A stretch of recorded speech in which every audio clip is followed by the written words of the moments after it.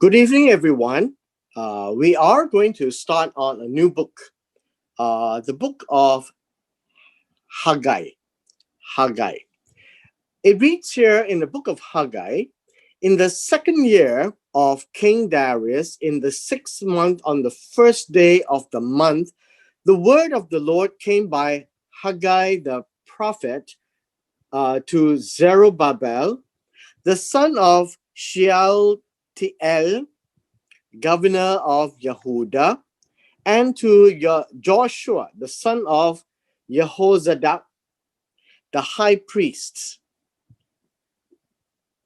As part and parcel of a new study, as we have always taken, the first thing is the background is important. And looking at verse 1, it gives us a lot of things which we generally don't really care very much, I guess, for some of these details.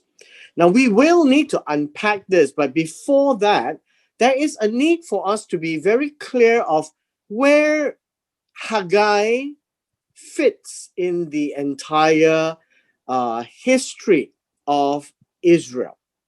Now, this in itself is important because without knowing where Haggai fits, we will be lost as to why some of these things are said, particularly in terms of the historical dates, like the second year of this king, in the 6th month, on the first day of the month. I mean, why so specific?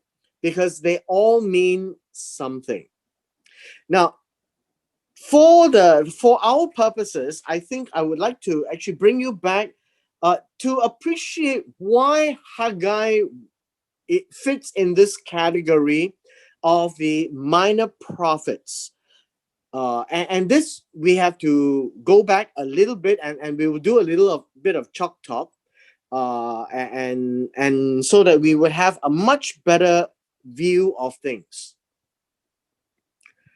Let me first begin by sharing with you that the important elements of the last few kings of Judah is important for us to take note. And where does all this fit? Let me just draw this out. Now, we have always seen this chart.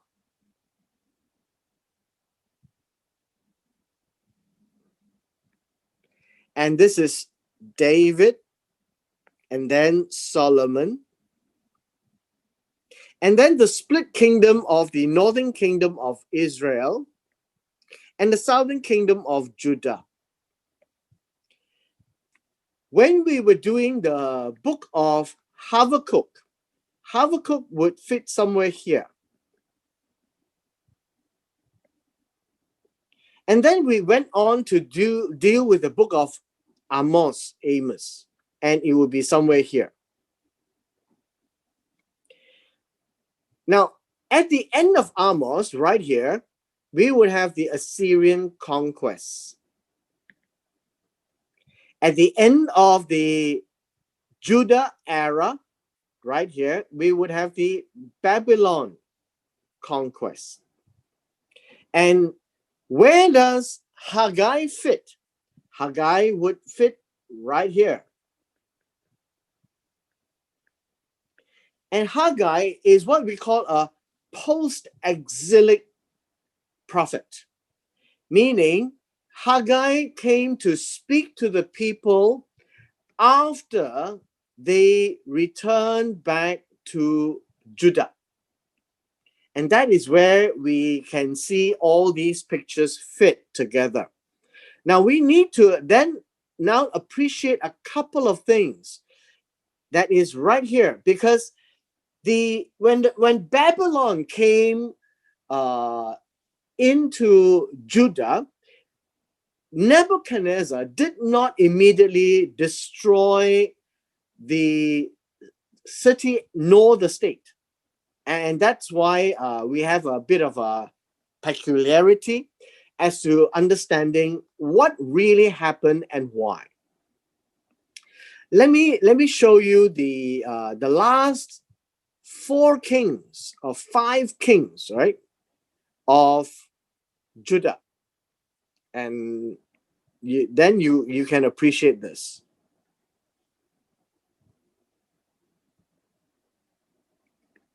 The last 5 kings of Judah begins with Josiah. Josiah was a child king, and he restored the reading of the law in Judah. So we're talking really much about Judah. Okay. So there is no more northern kingdom of Israel. So Josiah actually have 4 sons. And we read this in 1 Chronicles chapter 3, verse 15. Now, we don't know much about the eldest son named Johanan.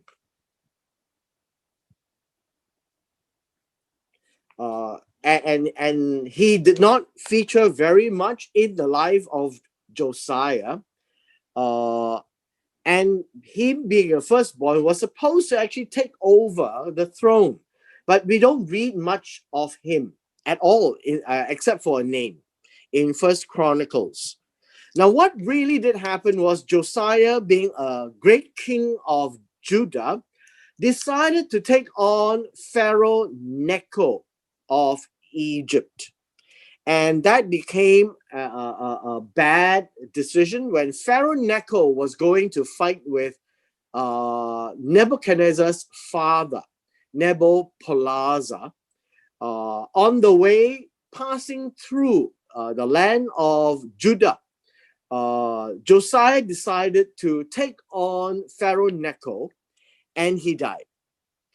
And in his place, the people anointed Jehoahaz.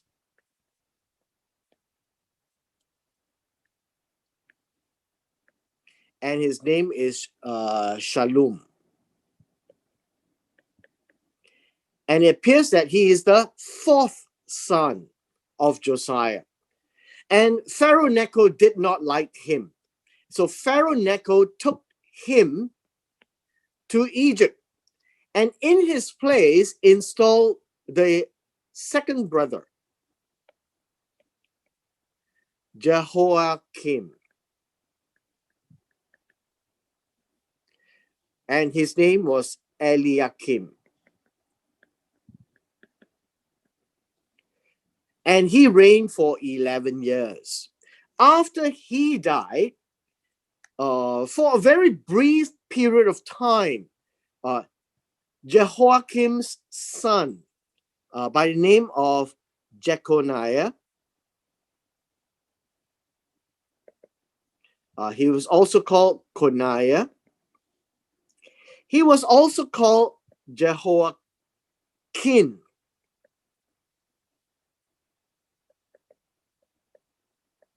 Now, you may be curious, why so many names? They just take on different names. But he only reigned for 3 months. And then he was taken prisoner to Babylon. And in his place, his uncle, Zedekiah, took over.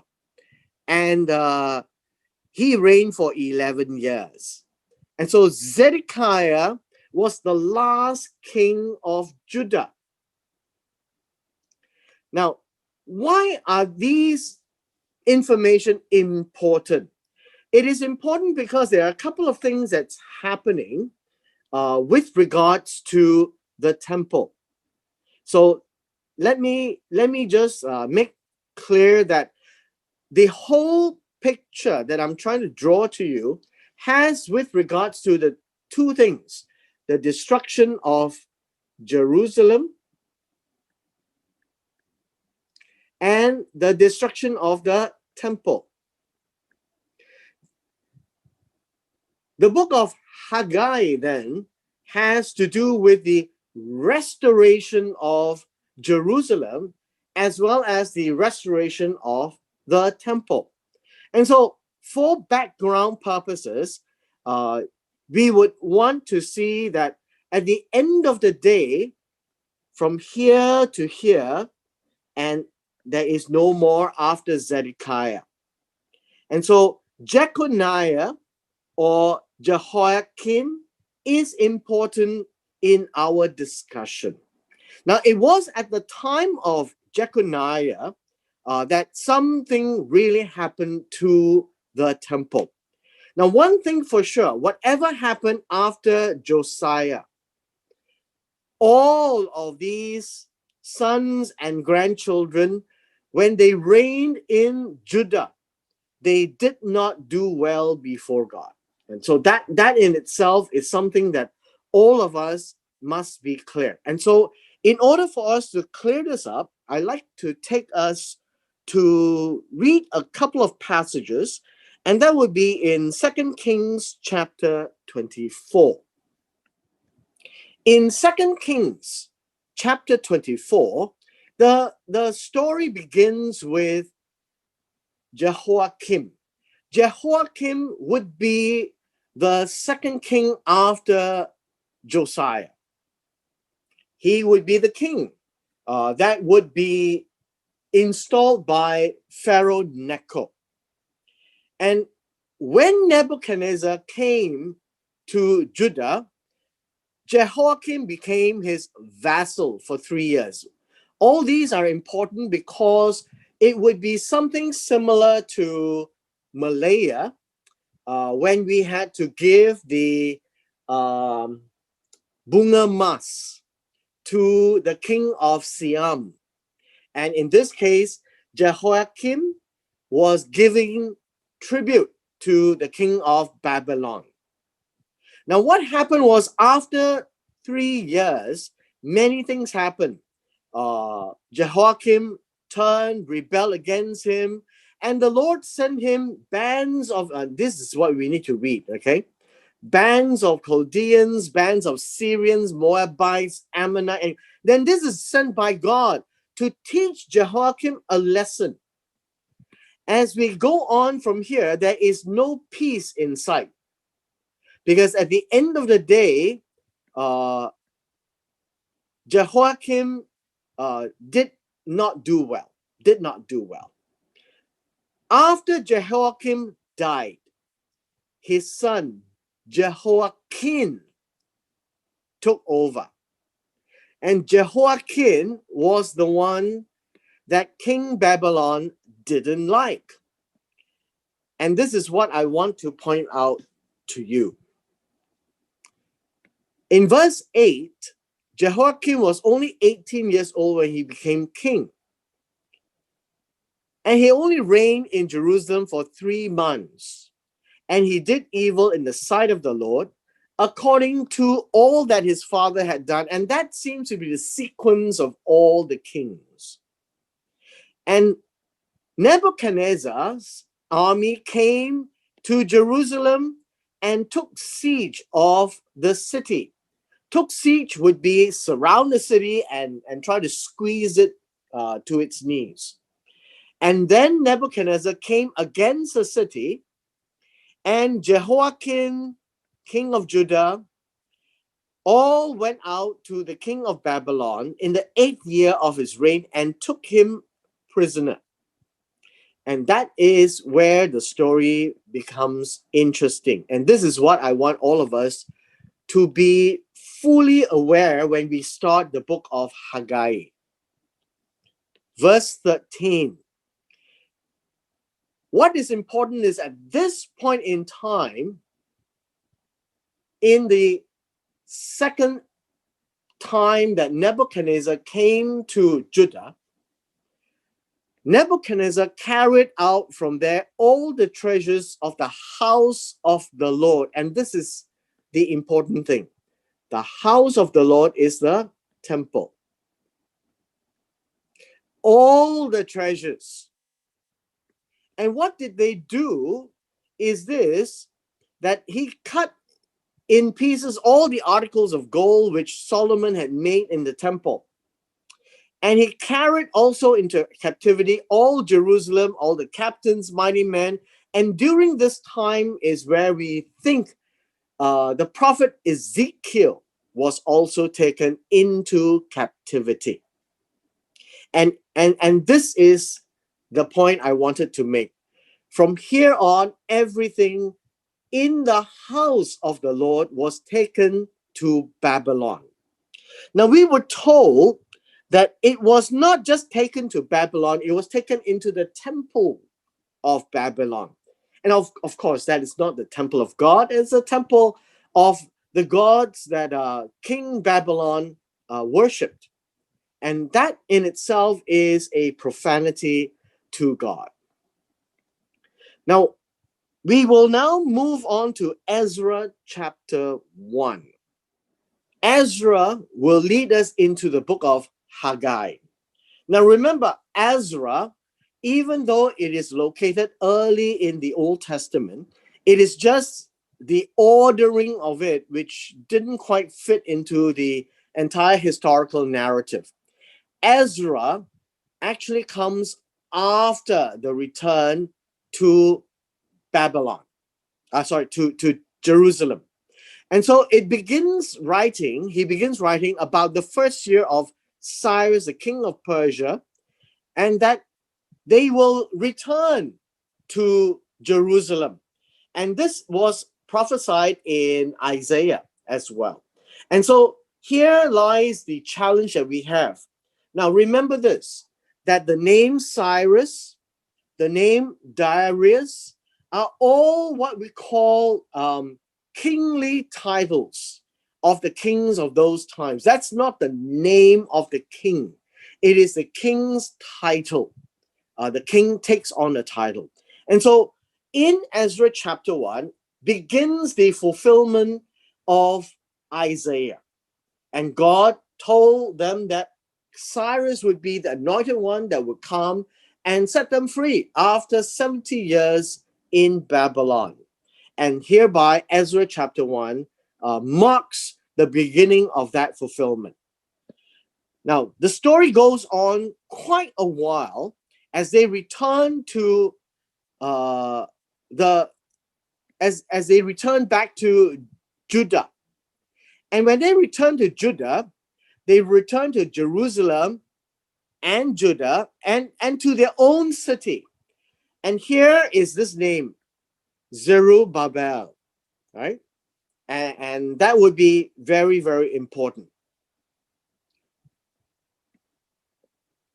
As the book of Ezra describes the return of the people to Judah and to their cities, there were not that many people at the end of the day.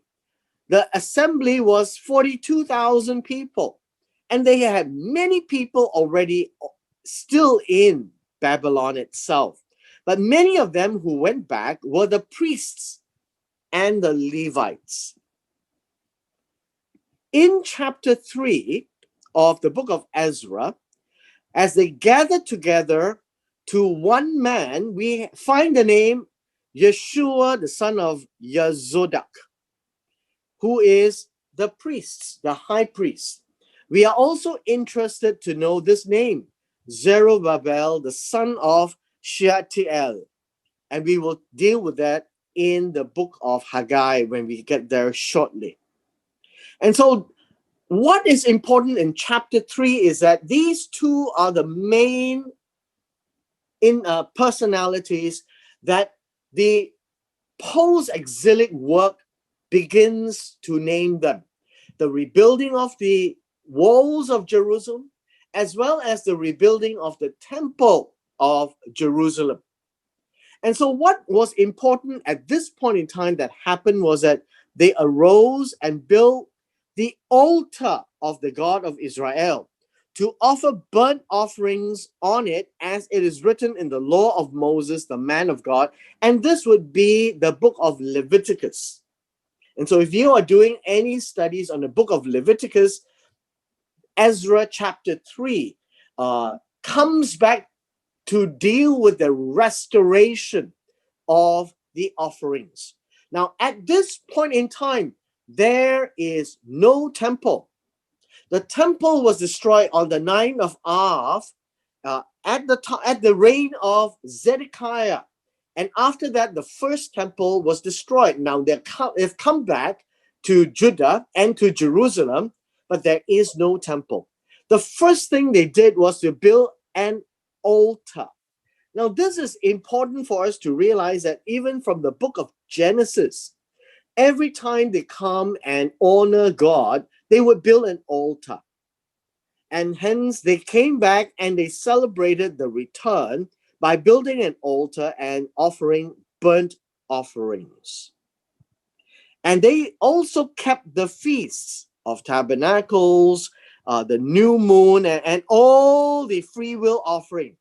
And hence they were able to do that when they put the altar back at the place where the altar was built. And they started to talk about the building of the temple. The Levites came to oversee the house, and this is important.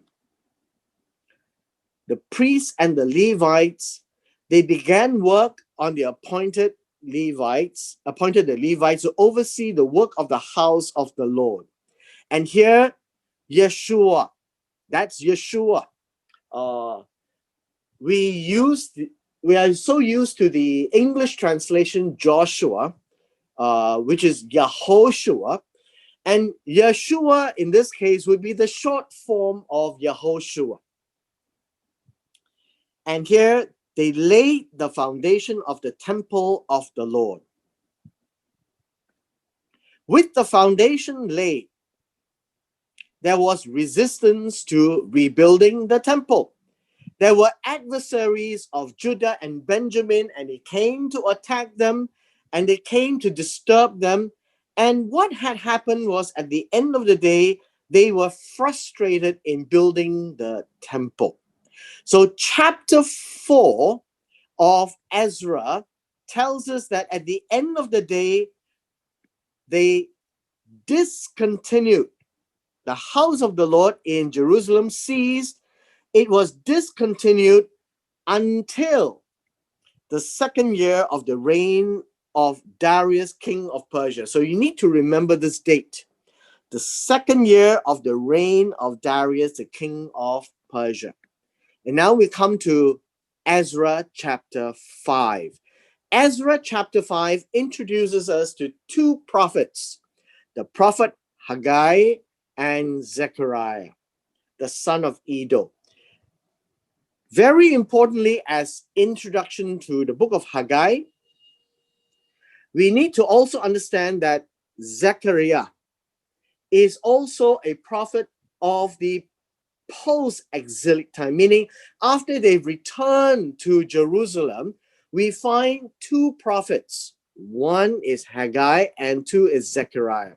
And these two will be the last of the prophets of Israel, or Judah in this case, because Judah came back, right? Judah came back. And so we are now dealing with Haggai being one of the last prophet books in the history of the Old Testament. And that is important. That's why I wanted us to be very aware. So with this, we will come back to the book of Haggai. I know one of the challenges that we always have when we begin a book is a little brief history lesson. Now, depending who tells you the history, the basic information cannot change because largely comes from the Bible itself, right? It doesn't come from anywhere else. Now, what is important for us then to do is to trace a couple of things. And we will only deal with verse 1 today by way of introduction, because it is important to hang clear in our minds who these people are, because these are the people that will matter to us. Now, we left Ezra chapter 5, and I've asked you to remember the date. In Haggai chapter 1, in the second year of King Darius, in the 6th month of the first day of that month. And this is the King Darius. Now, the word Darius is an English translation. The name Darius is Doriavesh. Doriavesh. So let me just write this down.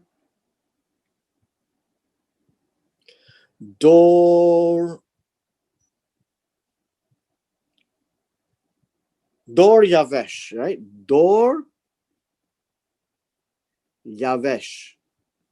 This is the Hebrew pronunciation, but you must be clear that this is not a Hebrew name. This is a Persian name, which means that the name that I've given you, Doriavesh, is very much the pronunciation of the Persian word. And so Darius is an English translation. So you will never see Darius in the history books, right? It is unfortunate that in our Bibles, we don't have a transliteration of names, but rather for many a case, we have the translation of the name, which I think is not proper. But never mind. We have it as King Darius or Doriavesh. And in the 6th month of his 2nd year of reign. And so who is this King Darius? So we need to be mindful that the first king, these are the Persian kings that we are interested in. The Persian kings that we are interested in is Cyrus. And so we read about Cyrus in Ezra 1. Okay. And then we come to Darius. And Darius would be a king that is further down the road. And this would be the one who would give them the authorization to continue building the temple. And you find this in Ezra chapter 6. Now, moving further down the road, we have a king called Artaxerxes. And that would be the time where Nehemiah is in the picture, or Nehemiah, right? And so this is what I want to show you, is that we are now in this period of time. And that's where we have the book of Haggai. Okay? So we are no longer in Cyrus, but we are in Darius, or Doriavesh.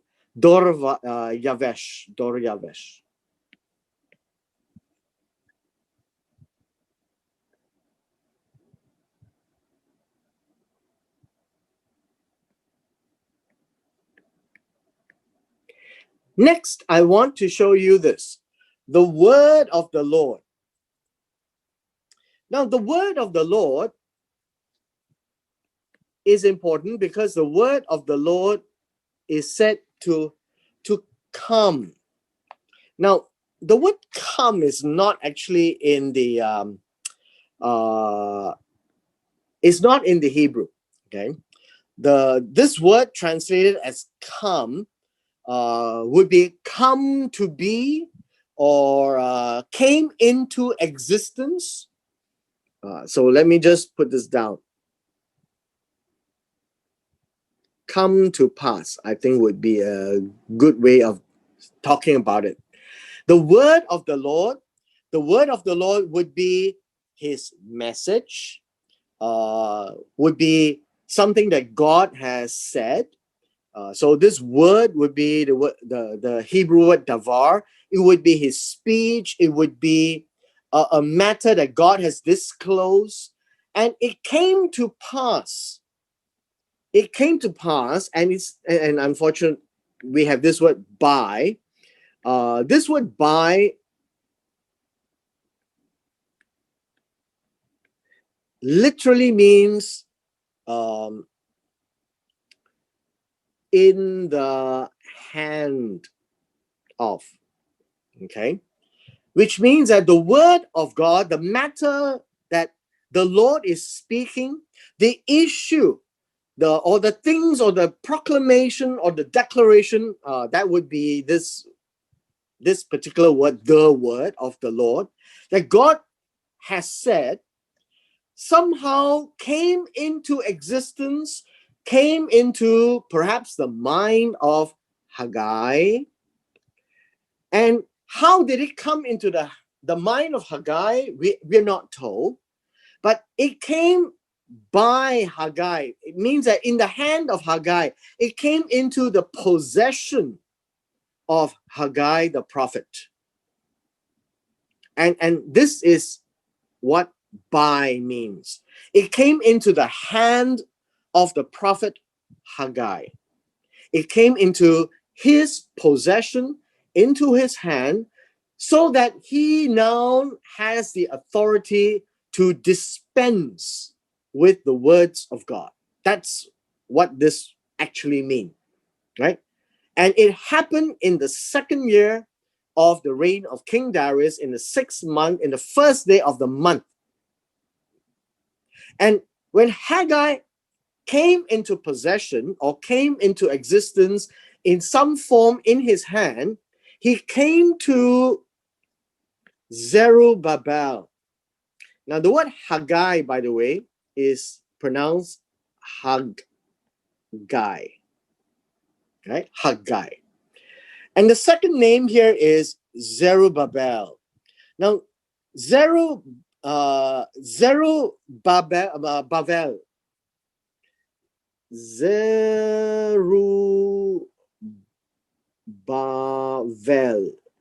because this B is actually a V sound. So Zerubbabel, the son of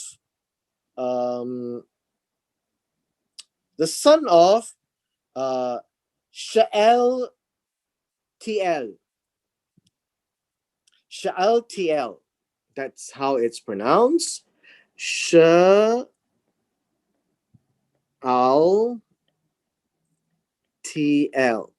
Right? Shealtiel. And he is called the governor. And by governor, we would say that he is the, how would we say, the governor of Judah, the captain, it's not a Mantri Besar equivalent. He is a Pakar would be somebody who would, a prefect, like a prefect, a captain, not as big as a mayor. So the word governor is a big name. So it's not like the governor of the state, but he is the head of Judah. So that, I think that means that meaning would be good enough. He is the one who is taking charge of the district of Judah. Why do I call it a district? Is because Judah at this point in time is still a province under the empire of Medo Persia under King Darius, right? They are not independent at all. And so I guess a captain or I wouldn't call it a village chief, because Judah is nevertheless a district, and it's decently big. So the head of Judah. So governor is not too bad if we take it into our own local understanding. Okay. Now the second person that Haggai spoke to is Joshua. Now we have this name in various forms, and here in the New King James we have the word Joshua, and in fact it is Yehoshua, right? And he is the son of Yehotzada, right? Yehotzada. And this would be the high priest. He is the high priest. Now, in the times of lack of authority, meaning when there's no king in Judah, and you know that there will not be a king in Judah. First, the house of Israel, after we've completed the book of Amos, we know that they would not rise again. But in the case of Judah, they will come back.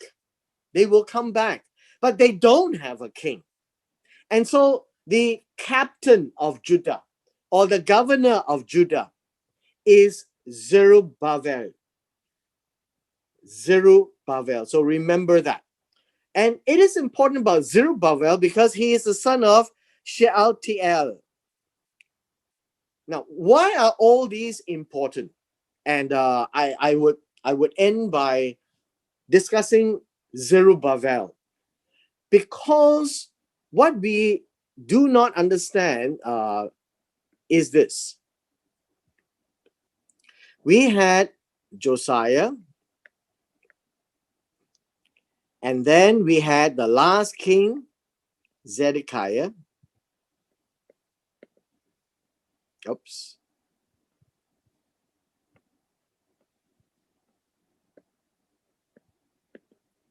And he died. His sons died, and then he died. But what was important is this. Jehoiakim had a son, and his son is Jeconiah, or Jehoiakim. All right. And Jehoiakim has a son, and his son is Shealtiel, and his son is Zerubbabel. And this is important for us to take note, because Zerubbabel comes from the line of Jeconiah, Jehoiakim, Josiah, and if you follow this line upwards, where do you think it will go? Solomon and David. And so Zerubbabel literally is designated to be the king of Judah, but he is not. He is now called the governor. But all we need to know is that these names are important because these connects back, right, to Jeconiah. Now, one of the things that you will probably want to take note of, and I'll just mark it here, would be in Jeremiah, right here. I'll put it in a different color. In Jeremiah chapter 22, verses 28 to 30. And this one is important, so you just take note and go back and check it out yourself, that at this point in time, we find that Jeconiah is cursed by God, that none of his children will ever be king again. And hence, even though the children of Jeconiah may be good, they are not destined to be king because of Jeremiah chapter 22, verses 28 to 30. And so these names, Shealtiel, right here, Zerubbabel here, comes from the line of Jeconiah. And this would be the key verse that you would want to pay attention to. All right. And with this, let me just wrap up verse 1.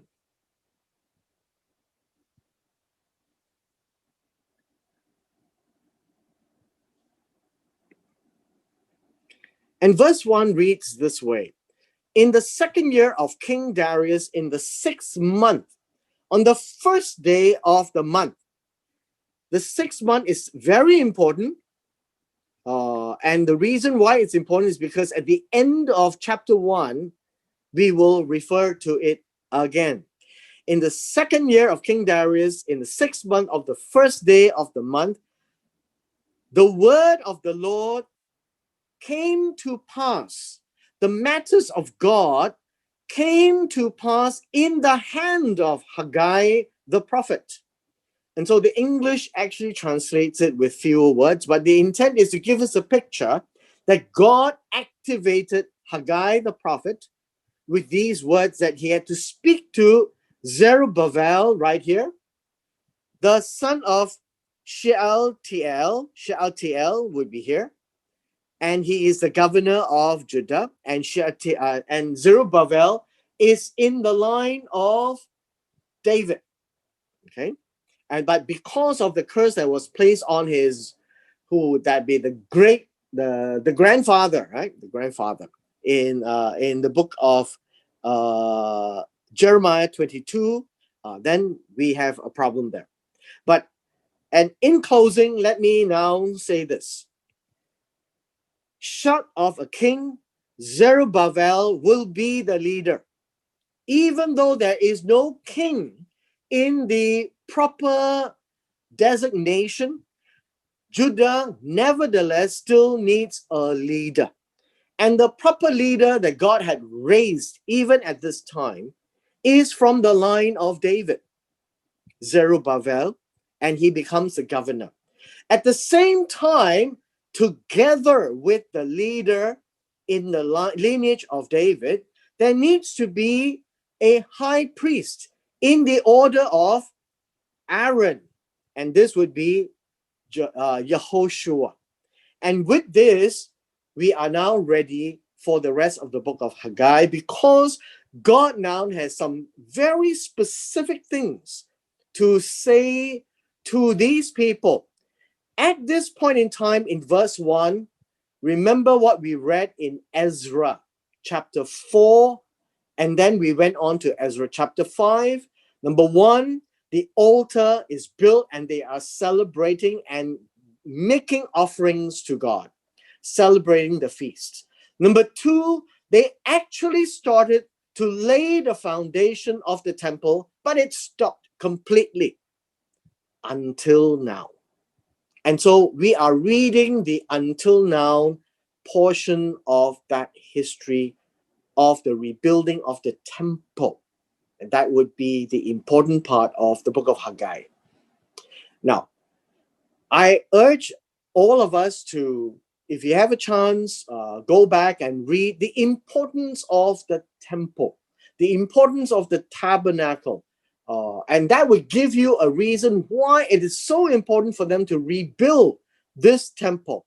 And rebuilding the temple is also in fulfillment of a specific time that the temple must be completed. And hence there was a delay. And the delay is to make sure that the time where the temple is completed, it would actually fulfill what God had said to the very day. And so with this, I would say that we should just take a pause here and come to an end of the introduction to the book of Haggai.